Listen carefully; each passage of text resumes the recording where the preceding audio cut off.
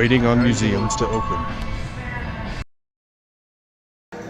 American Prohibition Museum in Savannah. Guests are transported back to the Roaring Twenties with restored Prohibition-era vehicles, setting the scene for an unforgettable historical journey.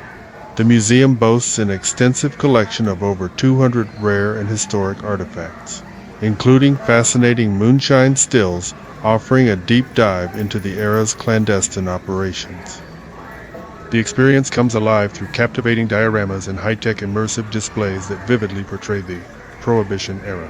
Throughout the museum, costumed docents inform and entertain, ensuring an engaging visit from start to finish.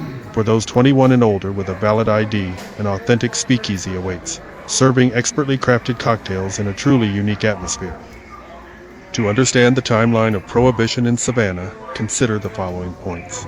Prohibition began nationwide in the United States on January 17, 1920. Savannah, like other cities, was affected by the 18th Amendment, which banned the manufacture and sale of alcohol. Local enforcement of Prohibition laws varied, with some areas more strictly adhering than others. The Volstead Act, which defined and enforced Prohibition, was enacted alongside the 18th Amendment. Prohibition ended with the 21st Amendment, ratified on December 5, 1933. Savannah's nightlife and social scene adapted during Prohibition, leading to speakeasies and underground bars. On August 16, 1923, Savannah was home to one of the most significant early moments in Prohibition history, and the hostess city made headlines across the country. The 5,500 square foot American Prohibition Museum in Savannah's city market traces the fight to ban alcohol across the country. It also highlights the black market businesses that flourished during the era, and Savannah was at the forefront from the very beginning. Not only were we the first place on the American continent to have a successful law banning alcohol, way back at the founding of the colony in 1735, but we were also a major part of the national bootlegging ring in the first 3 years of Prohibition. The museum creative director Travis Spangenberg said, "The largest federal raid happened right here in Savannah."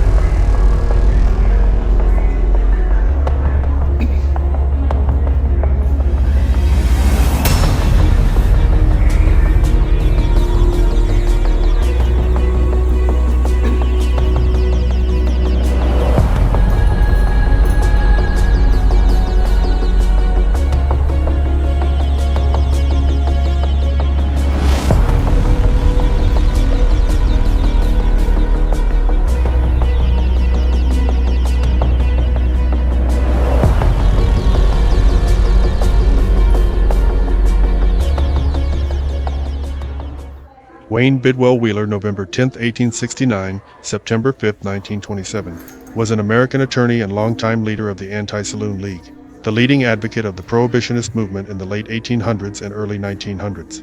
He played a major role in the passage of the 18th Amendment to the United States Constitution, which outlawed the manufacture, distribution, and sale of alcoholic beverages.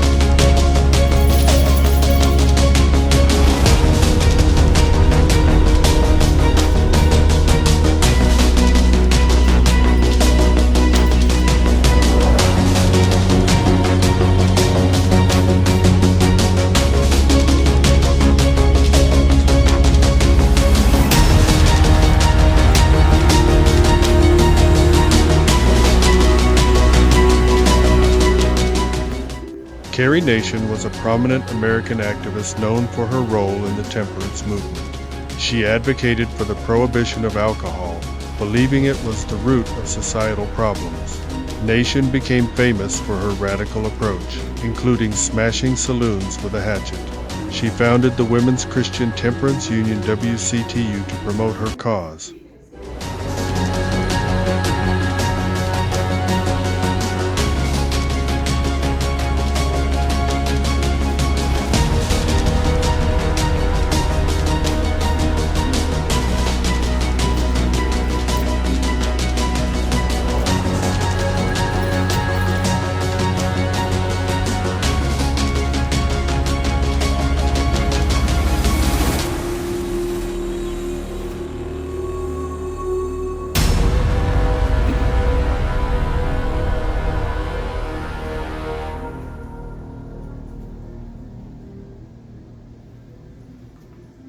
In the early 1900s, bootleggers used large ships to bring liquor to the Georgia coast.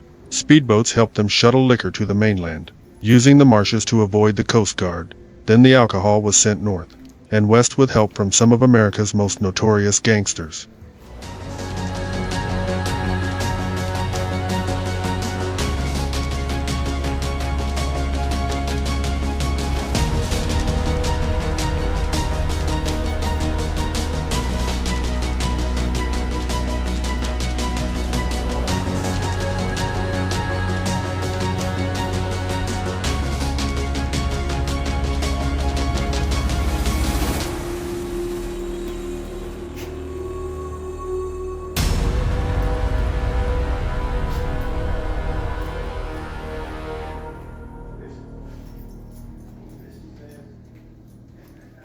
To understand the cost of prohibition, consider the following points.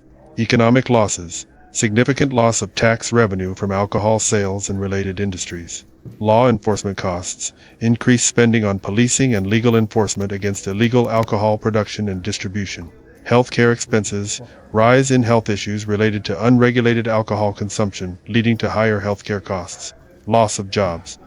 Job losses in breweries, bars, and related sectors due to prohibition laws. Criminal activity. Growth of organized crime and illegal markets, leading to additional societal costs. Social impact. Increased social unrest and family issues stemming from illegal alcohol consumption and enforcement actions.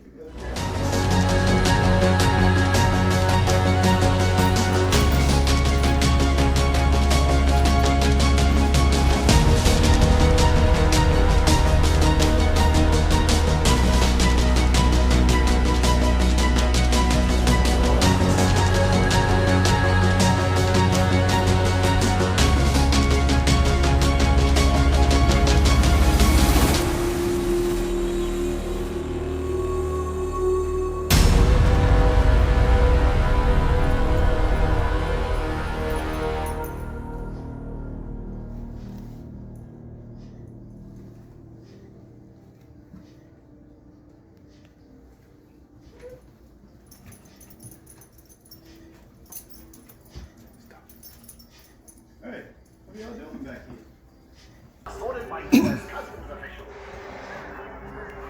Just look at all that hooch.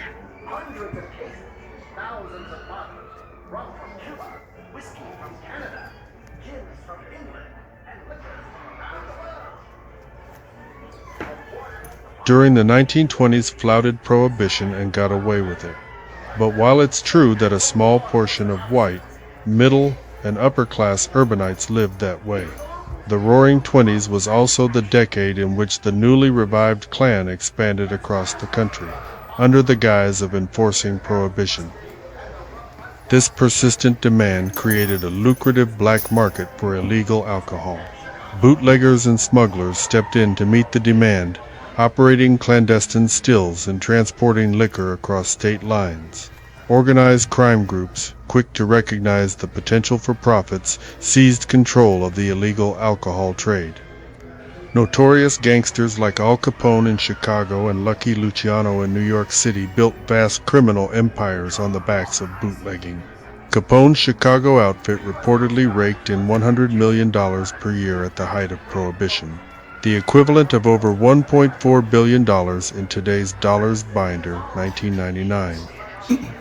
Al Capone, born January 17, 1899. Brooklyn, New York, U.S. Died January 25, 1947. Palm Island, Miami Beach, Florida was an American Prohibition-era gangster who dominated organized crime in Chicago from 1925 to 1931, and became perhaps the most famous gangster in the United States.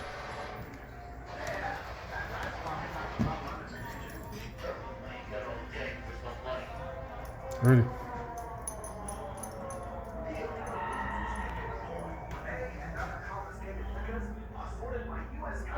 George Clarence Bugs Moran, born Adelaide Leo Cunin, August 21, 1893. February 25, 1957, was an American Chicago Prohibition-era gangster. He was incarcerated 3 times before his 21st birthday. 7 members of his gang were gunned down and killed in a warehouse in the St. Valentine's Day Massacre of February 14, 1929, supposedly on the orders of his rival Al Capone. Jack Machine Gun Jack McGurn, born Vincenzo Antonio Gibaldi. Italian, Vincenzo Antunjo Gibaldi. July 2, 1902, February 15, 1936, was a Sicilian-American boxer, mobster, and eventually a made man in Caporegime in Al Capone's Chicago outfit. No.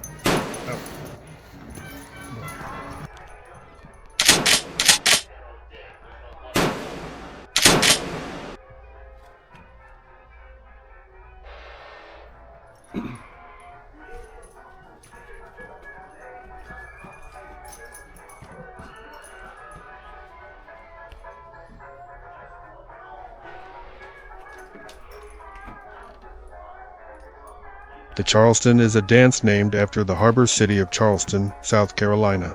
The rhythm was popularized in mainstream dance music in the United States by a 1923 tune called the Charleston by composer, pianist James P. Johnson.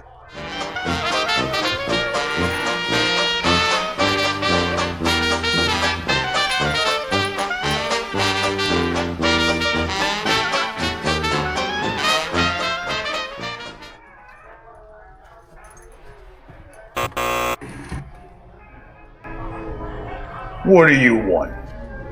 Who sent you? Tell him Gus. Gus sent you. Gus sent me. Yeah. All right. Come on in. Hurry up. And right then hits that copper coal, should come out of that 120 creek. Well, that's looking good right there, but I tell you what, if you get caught with that 120 creek, you better find it. You get caught making that moonshine with that speaker right there, you go to jail. What do you think this like?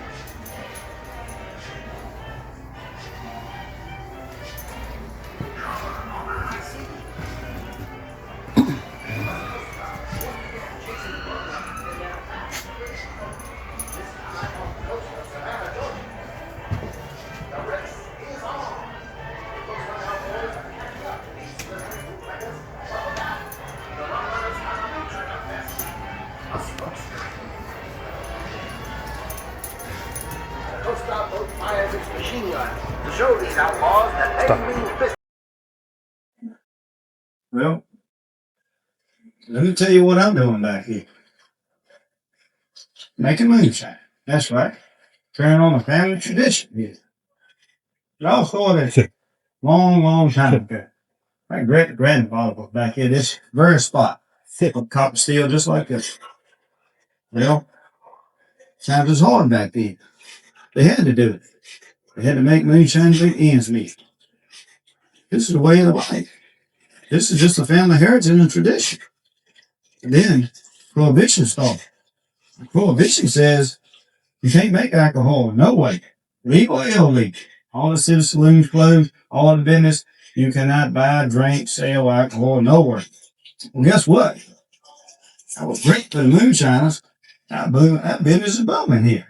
That took off like crazy. I've been working this field day and night. You see that verbal mash right there? It's about ready to run. I'm going to put it in that steel right there, get that fire just right.